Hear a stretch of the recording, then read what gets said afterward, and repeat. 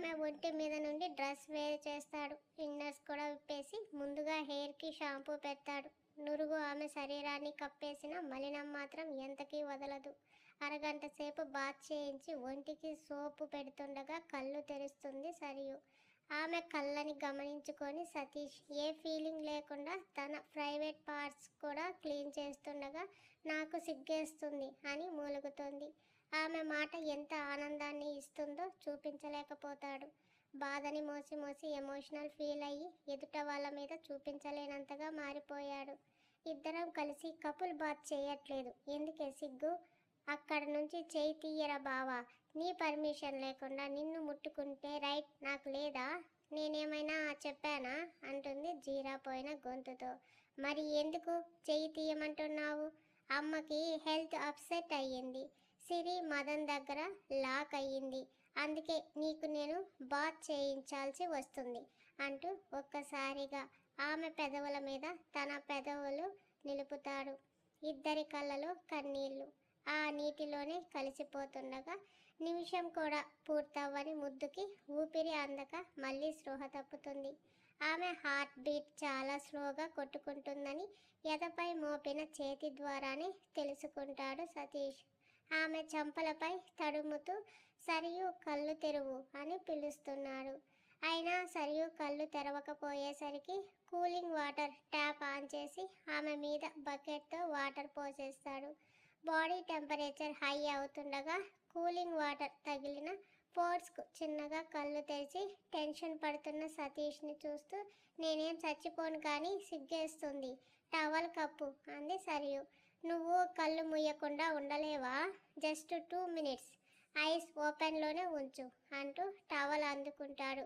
ఇన్ని రోజులు నేను అస్సలు కళ్ళు ముయ్యలేదు బావా, ఎవరైనా పాడు చేస్తారేమో అని భయమేసింది. ఇప్పుడు నీ దగ్గరికి వచ్చేసానుగా, అస్సలు నిద్ర ఆగట్లేదు. ఇలాగే శాశ్వతంగా కళ్ళు మూసుకోవాలని ఉంది. అసలు నాకు తెరవడానికి ఓపిక లేదు. ఇందాక ముద్దు పెట్టావుగా, మరోసారి పెట్టవా? నువ్వు పర్ఫెక్ట్ అయ్యాక ఎన్ని కావాలంటే అన్ని పెడతా. నీకోసం మాత్రమే బతికున్నా, నా కోసం ఆలోచించి ఓపిక తెచ్చుకోవే అని సూటిగా చూస్తూ తుడిచిన ఆమెని అదే టవల్తో చుట్టి రూమ్లోకి తీసుకొస్తాడు. సతీష్ ఎద మీద వాలిపోయిన సరియు అతని ఛాతి మీద ఉంగరాల వెంట్రుకలను పట్టుకొని తిప్పుతూ ముద్దు కావాలి అంటుంది. ముద్దు ఆమెని ఒడిలో కూర్చోబెట్టుకుంటూ అన్కాన్షియస్ అవ్వకుండా ఉంటావా అని అడుగుతాడు. నేనెక్కడ అన్కాన్షియస్ అయ్యాను అని కోపంగా అన్నానని అనుకుంటుంది కానీ ఆమె గొంతు నుండి మాట కూడా స్పష్టంగా బయటికి రాదు. ఎండిన ఆమె పెదవిని తడుముతూ కిడ్నాప్ చేశారా అని అడుగుతాడు సతీష్. ఎవరు? ఏమో, నిన్ను దేనికోసం టార్చర్ చేశారు తెలీదు. నువ్వెందుకు నాకు ముద్దు పెట్టట్లేదు? తొందరగా పెట్టేయ్ అని కళ్ళు మూసుకుంటూ తెరుస్తుంది. ఎందుకు అన్నిసార్లు కిస్ కోసం తాపత్రయపడుతుందో సతీష్కి అర్థం కాకపోతే మరోసారి టవల్ లోపల నుండి ఆమె గుండెల మీద చెయ్యి పెట్టి ఆగి ఆగి కొట్టుకుంటున్న గుండె శబ్దానికి భయంతో సరియును బెడ్ మీద పడుకోబెట్టి గదిలో బట్టలు లేకపోవడంతో తన ప్యాంటు చొక్కాని ఆమెకు తొడుగుతాడు. నాకు కిస్ కావాలని మరోవైపు నుండి ఏడుస్తుంది. కావాలంటే డాక్టర్ వచ్చే వరకు వెయిట్ చెయ్యి అని ఆమెని లాక్ చేస్తాడు సతీష్. సుజాత గారు రెస్ట్ తీసుకుంటుంటే సరికి సరియుని చూడటానికి వస్తారు చంద్రశేఖర్ గారు. అప్పుడే సతీష్ కూడా డోర్ ఓపెన్ చేయడంతో సరియు ఎలా ఉందిరా అని కంగారుగా అడిగారు. ప్రజెంట్ ఓకే డాడీ అని అంటున్న కానీ సరియు గట్టిగా అరిచిన అరుపుకి వెనక్కి తిరిగి ఆమె దగ్గరకు వెళ్తూ డాడీ డాక్టర్ వచ్చారేమో చూడండి అని ఆయన్ని పంపించి హగ్ చేసుకుంటూ ఏమైందే అని వెన్ను నిమురుతాడు. పురుగులు కరుస్తున్నాయి అని స్నానం చేయడంతో తెల్లటి రూపం తెచ్చుకున్న చర్మాన్ని గోళ్లతో గీకుతూ చెప్తుంది. సరియు చేతులను సతీష్ చుట్టూ వేసుకుంటూ ఇక్కడేం ఇన్సెక్ట్స్ లేవు, ఒకసారి చూడు అంటాడు. గోకిన చోట ఎర్రగా కందిపోయేసరికి దాన్నే చూసి భయపడుతూ సతీష్ వీపుని చీరేస్తుంది. రాక్షసి, నెయిల్స్ కట్ చేస్తా వదలవే అంటాడు కళ్ళను బిగిస్తూ. సరియు ప్లీజ్, ఎందుకు నిమిషానికి ఒకలా ప్రవర్తిస్తున్నావు అని కళ్ళు మూసుకుంటూ ఆమె ఇస్తున్న బాధని అనుభవిస్తూ ఉండగా డాక్టర్ లోపలికి ఎంటర్ అయితే సతీష్ భుజానికి కరుచుకుపోయిన సరియుని డాక్టర్ చంద్రశేఖర్ గారు లాగితే తప్ప వదలదు. అనస్థీషియాతో ఆమెను డీప్ స్లీప్లోకి పంపిస్తూ మెడ మీద, పాదాలు, చేతుల మీద ఎక్కడికక్కడ అలర్జీ కనిపిస్తుంటే అన్నిటికీ జెల్ అప్లై చేసి గీసుకుపోయిన చోట డేటాల్తో క్లీన్ చేసి ప్లాస్టర్ వేస్తారు. డాక్టర్ తన హార్ట్ బీట్ ఎందుకు చాలా స్లోగా కొట్టుకుంటుంది డౌట్గా అడిగాడు సతీష్. బ్రీతింగ్ ప్రాబ్లమ్స్ స్టార్ట్ అయి ఉంటుంది సతీష్. 2 రోజుల వరకు వీక్నెస్ పోవడానికి సెలైన్ పెడతాను, టాబ్లెట్స్ యూస్ చేయండి. ఆ తర్వాత కూడా ఊపిరి తగ్గినట్టు అనిపిస్తే హాస్పిటల్కు తీసుకొనిరా. మరి ఫీవర్, వాటి గురించి కూడా టాబ్లెట్స్ రాశానులే, జాండీస్ రాకుండా ఉంటే చాలు. అలాగే తను పిచ్చిగా బిహేవ్ చేయడానికి రీజన్ ఏమైనా ఉందా? కిడ్నాప్ జరిగింది డాక్టర్. మేబీ అక్కడ పరిస్థితుల వలన ఇలా జరిగి ఉండవచ్చు. ఓకే, ఇది పోబియాగా మారకుండా నువ్వే చూసుకోవాలి. షర్టు విప్పమంటాడు డాక్టర్. ఎందుకేంటి? ఆ వైట్ షర్ట్ రెడ్గా అయిపోయింది.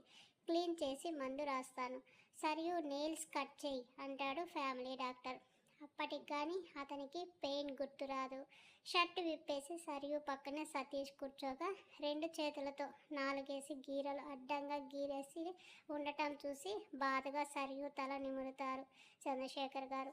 తన చేతిలో సరియు చేతిని పట్టుకుంటూ ఓర్చుకుంటున్న సతీష్ని చూసి ఇంకా పెళ్లి జరగలేదా అని అడుగుతాడు డాక్టర్.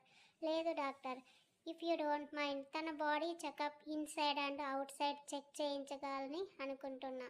ష్యూర్, రేపు హాస్పిటల్కి తీసుకొని వస్తావా? సతీష్ని ట్రీట్ చేశాక డాక్టర్తో పాటు చంద్రశేఖర్ గారు కూడా అక్కడి నుండి వెళ్ళిపోతే డోర్ లాక్ చేసి సరియు రక్కేసిన వీపుని చూసుకొని చేతిలోకి జెల్ తీసుకుంటా సరియు షర్ట్ విప్పేసి ఆమె ఒంటి మీద గాయాలు చూస్తాడు. చిత్రాకి కాల్ చేసి ఉంటే బాగుండేదేమో, నిన్ను ఇలా చూడలేకపోతున్నా అని ఊపిరి బిగబడుతూ చెస్ట్ మీద, నడుము మీద గాయాలకు ఆయింట్మెంట్ అప్లై చేసి మళ్ళీ డోర్ నాక్ అయిన సౌండ్కు షర్ట్ బటన్స్ పెట్టి బ్లాంకెట్ కప్పుతూ తన చొక్కా వేసుకుంటూనే డోర్ ఓపెన్ చేస్తాడు. డాడీ ఆకలేస్తుంది, అమ్మ ఎక్కడ అని అడుగుతాడు నిక్. అమ్మ రెస్ట్ తీసుకుంటుందేమో, పద నీకు ఫుడ్ పెడతాను. అక్కడ బజ్జోని ఉంది పిన్నినా, చూస్తావా? వద్దంటూనే సతీష్ ముఖం చూసి చూస్తా అంటాడు అతని కాళ్ళని చుట్టేసి. చిన్న నవ్వుతో నిక్ని ఎత్తుకొని సరియు దగ్గరకు తీసుకెళ్ళి బెడ్ మీద కూర్చోబెడుతూ పిన్ని పడుకుంది, లేచాక మాట్లాడు అంటాడు సతీష్. పిన్ని సేమ్ టు సేమ్ అమ్మలాగే ఉంది. కాకపోతే పిన్నికి కాస్త టెంపర్, గొడవ పడుతుంది. అచ్చం నీలాగే మొండి. ఐఎమ్ నాట్ మొండి అని కోపంగా చేతులు కట్టుకొని ముఖం తిప్పుతాడు. ఆకలేస్తుంది అన్నావు కదా, పద తింటావని నిక్ను ఎత్తుకుంటూ డోర్ దగ్గరకు వేసి బయటకు వచ్చేస్తాడు సతీష్. సిరి అడుగు బెడ్ మీద నుండి కింద కూడా పడనివ్వకుండా మదన్ లాక్ చేస్తే ఉక్రోషంతోనో బాధతోనో గంట గడవగా టైం 9 అయ్యింది. పిల్లలకు ఫుడ్ పెట్టాలి, వదలండి అని ఏడ్చుకుంటూ అరుస్తుంది. ఏంటే గొంతెత్తుతున్నావు, భయం పోయిందా? భయం పోతే ఇక్కడ ఎందుకు ఉంటాను, ధైర్యం పెరిగింది అంతే. నిక్కుకు ఆకలేస్తుంటుంది, వెళ్ళి తినిపించి వస్తాను బావా. ఈసారి రిక్వెస్ట్ మోడ్లోకి వస్తుంది. వాడేమైనా ఇంకా చిన్న పిల్లాడా, తినిపిస్తే తినడానికి హ్యాండ్ యూజ్ చేస్తాడులే అని తీరిగ్గా టీవీలో క్రికెట్ చూస్తాడు మదన్. ప్రజెంట్ మనం ఇద్దరం భార్య భర్తలు కాదు కాబట్టి పెళ్ళయ్యాకే నేను నీ మాట వింటాను, ఇప్పుడు వెళ్ళిపోతా అని బెడ్ దిగుతున్న సిరి మరు నిమిషం మదన్ కౌగిలిలో చిక్కుకుంటుంది. వదలమని ఆమె, వదలనని అతను. సిరి మొండికి కోపంగా చంప పగలగొట్టేసి గుండెల్లో ఆమె మొహాన్ని దాచుకుంటూ ఆమె మీద ఓ కాలేసి మరీ టీవీలో తల దూర్చుతాడు. ఈలోపు సతీష్ జాను నిక్లకు తినిపించి సుజాత గారు జానుని తమ బెడ్రూమ్లోకి తీసుకెళ్ళిపోతే నిక్ కోరిక మేరకు సిరి దగ్గరకు వెళ్తాడు సతీష్. ఎవరో డోర్ నాక్ చేస్తున్నారు అని కష్టంగా ఇంచు దూరం జరిగి చెప్తుంది సిరి. అమ్మా నాన్న, నీ బావ, నా కొడుకు, ఈ నలుగురిలో ఎవరో ఒకరు, ఎవరైనా నాకు అనవసరం. మంచి మ్యాచ్ జరుగుతుంది, డిస్టర్బ్ చేయకు. ఈసారి అమ్మ అన్న అరుపు మదన్ చెవికి చేరడంతో కమ్ ఇన్సైడ్ అని విసుగ్గా అరుస్తాడు మదన్. సతీష్ లోపలికి వెళ్ళగానే సతీష్ చేతుల నుండి నిక్ కిందికి దిగి బెడ్ ఎక్కుతూ మదన్ సిరిల మధ్యలోకి దూరడానికి చూస్తాడు. ఆ సీన్ చూసిన సతీష్ పెదవుల మీదకి చాలా రోజుల తర్వాత స్వచ్ఛమైన నవ్వొచ్చి చేరితే ఆ మరో నిమిషమే అతను చేయాల్సిన పనులు గుర్తొచ్చి వెనక్కి వెళ్ళిపోతాడు డోర్ క్లోజ్ చేస్తూ. రేయ్, నువ్వేంటి మధ్యలో, మూవ్ దట్ సైడ్ అని అరుస్తాడు Madan. You go outside, నేను అమ్మతో ఉంటాను. అమ్మ పక్కనే ఉంటాను. ఇంకోసారి డాడీ బొజ్జుంటాడు. నీ డాడీ నేనేరా అని విసుగ్గా సిరిని చూస్తూ నిక్కుకు గ్యాప్ ఇచ్చి ఈసారి ఇద్దరి మీద కాలేసేస్తాడు. నువ్వు నా డాడీ అయితే ఎందుకు నా కోసం రాలేదు? ఇప్పుడు ఎందుకు వచ్చావు? మీ డాడీకి హెల్త్ బాగోలేదు, రాలేదు. నీకు ఇప్పుడు రీజన్ చెప్పాలా? Blood relation have right to ask anything అని సిరి వైపు తిరిగి ఆమె బుగ్గకి ముద్దిస్తూ ఆమె రైట్ మా అని అడుగుతాడు. మదన్ ప్రవర్తన నిక్లో ఉన్నప్పుడే జాగ్రత్తలు తీసుకోవడం మొదలుపెట్టింది సిరి. ఎంత మొండిగా ఉంటారో అంతే కఠినంగా ఉంటారు. నా అనుకున్న వాళ్ళ మీద హక్కును చూపిస్తారు, కానీ అదే హక్కుని ఎదుటి వాళ్ళకి ఇవ్వరు. భర్త విషయంలో సిరి మార్చలేనిది కొడుకు దగ్గర మార్పించింది. వీడు నన్ను డాడీగా యాక్సెప్ట్ చేయడు, కానీ రిలేషన్ ఉందని ఫిక్స్ అయ్యాడు. మంచి కొడుకుని కన్నావే అని విసుక్కుంటాడు Madan. Yes, I'm the best son. నేను నీతో మాట్లాడట్లేదు, నా పెళ్ళాంతో మాట్లాడుతున్నానని మరో గంట వరకు తండ్రి కొడుకులు గొడవ పడితే ఇద్దరి మధ్యలోకి దూరి చెవులకు చేతులు అడ్డం పెట్టుకుంటుంది సిరి. ఏయ్ అని మదన్. మా అని నిక్. సౌండ్ తగ్గింది అనిపించేసరికి చేతులు దించి ఇద్దరి వైపు అసహనంగా ఓ లుక్కు వేసి కళ్ళు మూసేస్తుంది. నాకు ఆకలేస్తుంది, భోజనం తీసుకురా. మా నాకు నిద్ర వస్తుంది అని నిక్ అంటూ ఉండగా కాసేపు ఇద్దరు మూసుకుంటారా అని ఫస్ట్ టైం అసహనం, కోపం, విసుగు అన్నీ కలగలిపి అరుస్తుంది సిరి. నిక్, నీకు నిద్ర పట్టకపోతే బావ దగ్గరకు వెళ్ళి పడుకో. నేను డాడీకి భోజనం తీసుకొస్తా. No please be a good boy Nick. No no అని అరిచేసరికి కొట్టడానికి చెయ్యెత్తుతుంది సిరి. ఎత్తిన చెయ్యి మదన్ చేతిలో నలిగిపోవడంతో పాటు నిక్ కంట్లో నీళ్లు కూడా తిరగగా డాడీ దగ్గర పిన్ని ఉంది, అందుకే ఇక్కడికి వచ్చానని వెక్కుకుంటూ బెడ్ దిగి వెళ్ళిపోతాడు. ఇదే కదా మీకు కావాల్సింది? ఇప్పటి వరకు మా జీవితాలు ఎలాగో గడిచిపోయాయి, ఇక మీదట కూడా ఇలాగే గడుస్తాయి. మమ్మల్ని వదిలేయండి, ఎలాగో ఒకలా బ్రతుకుతాం అని బెడ్ దిగుతున్న సిరిని ఆపుతూ వాడు పిన్ని అని ఎవరిని అన్నాడే అని అడుగుతాడు. అప్పటి వరకు సిరికి కూడా ఆ అనుమానం రాలేదు. సరియు మిస్ అయిందని సతీష్ చెప్పే కంటే ముందే మదన్కి తెలుసు. దాన్ని ఛేదించే దశలోనే ఉన్నాడు. అంతలోనే సరియు వచ్చేసిందంటే ఇద్దరికి నమ్మశక్యంగా లేదు. సిరి, మదన్ సతీష్ రూమ్ వైపు అడుగులు వేస్తారు.